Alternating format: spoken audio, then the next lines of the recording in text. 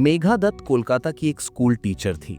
New Alipur के एक पुराने बंगाली घर में रहती थी, जहां दीवारों पर रविंद्रनाथ की तस्वीरें टंगी थीं और हर शाम को माँ बाबूजी की आवाज में रविंद्र संगीत गूंजता था।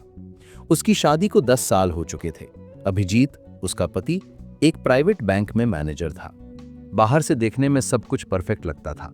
2 बेटियां नहीं, कोई बच्चा नहीं, बस एक दूसरे का साथ। मेघा को यही पसंद था, शांति, विश्वास। लेकिन पिछले कुछ महीनों से अभिजीत बदल गया था। देर रात घर आना, फोन पर फुसफुसाना, वीकेंड पर क्लाइंट मीटिंग के बहाने गायब हो जाना। मेघा ने पूछा भी था, क्या हुआ है अभी, तुम इतने दूर क्यों हो गए?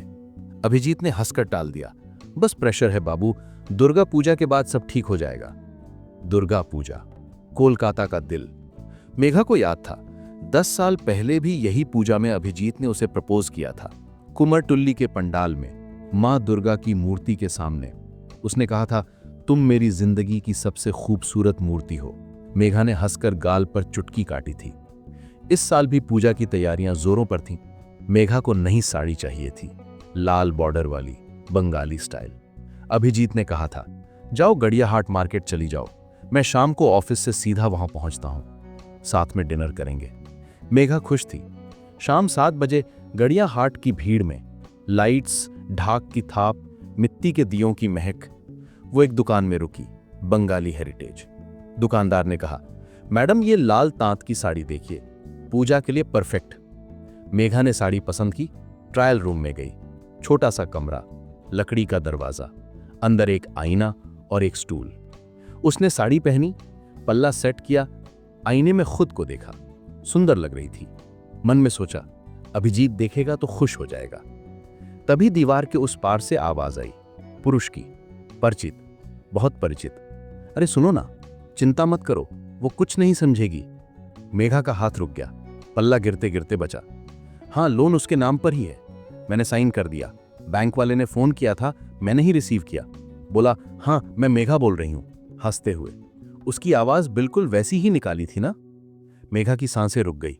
अभिजीत, यही आवाज, यही हंसी।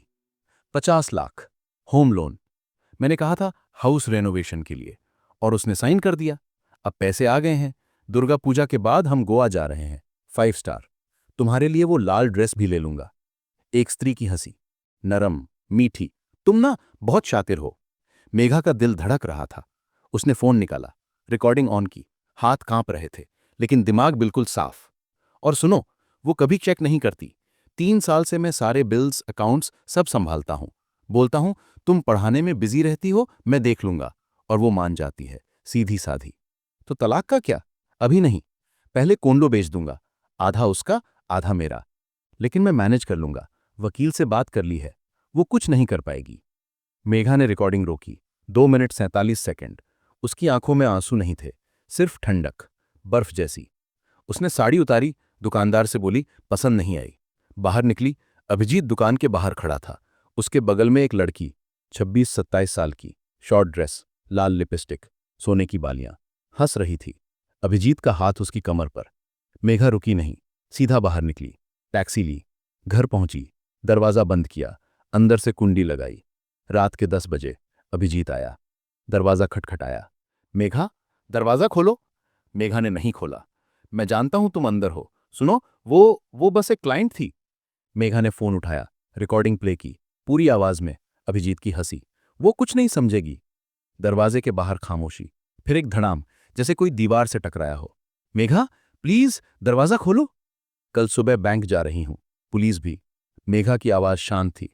तुम्हारे लिए भी समन आएगा। मेघा, मैंने गलती की। हाँ, की। रात भर मेघा सो नहीं सकी। सुबह उठी, नहाई, सादा सलवार कमीज पहना, माँ के पास गई। माँ रसोई में चाय बना रही थी। माँ, मुझे कुछ बताना है। माँ ने देखा, मेघा की आंखें लाल, लेकिन आवाज में स्टील। सब कुछ बताया, रिकॉर्डिंग सुनाई। माँ चुप रही, फिर बोली, तू सही कर रही है, हम तेरे साथ हैं। मेघा की छोटी बहन रिया दिल्ली से आई। तीनों मिलकर बैंक गए। मैनेजर ने लोन पेपर्स दिखाए, मेघा का नाम, उसकी फर्जी साइन। ये मेरी साइन नहीं है, मेघा ने कहा। मैनेजर ने सिर हिलाया। हमें शक था, लेकिन फोन पर कॉन्फर्मेशन हो गया था। हम फ्रॉड रिपोर्ट फाइल करेंगे। फिर पुलिस स्टेशन। इंस्पेक्टर ने रिकॉर्डिंग सुनी। फर्जीवाड़ा, धारा 420, हम केस दर्ज करेंगे। घर लौटकर अभिजीत बैठा था, सूजे हुए चेहरे वाला। मेघा, मैंने सब कुछ कबूल कर लिया है, मैं पैसे लौटा दूंगा, बस तलाक मत करो। तलाक तो होगा ही, मेघा ने कहा, और पैसे भी, कोर्ट से। अगले हफ्ते सम्मन आया। अभिजीत पुलिस स्टेशन गया, कबूल किया, मैंने गलती की, कर्ज था, वो लड़की, बस भटक गया।